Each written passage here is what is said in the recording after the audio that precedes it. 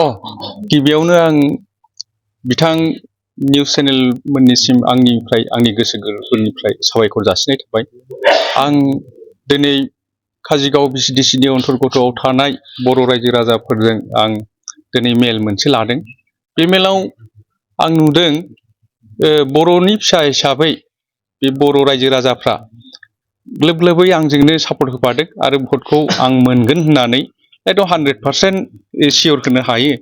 आरो जेरै आं फिसा मेलखौ खुंदों बेहाय गाजा गोमजायैनो बर'फ्रा बर'नि फिसा होननानै बिराद सापर्ट होनो फैयो आंजों आरो गामिबो बिदिनो मेल खुंगासिनो दं आरो बेहायनो फोजोबथ'नाय जाबाय। आं बारा कमेन्ट होनो सानला दिनैहाय।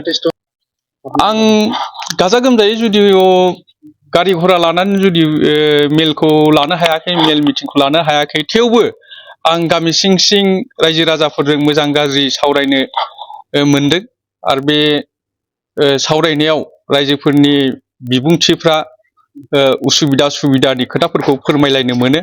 बेहाय जथेस्थ' भाबै आं मोजां रोखोमनि सापर्टखौ मोनदों आरो रायजो राजाजों आं जेनाखि उसुबिदा जिनिसफोरखौ सावरायलायनायाव फोरमायलायनो मोनलायो आरोखि।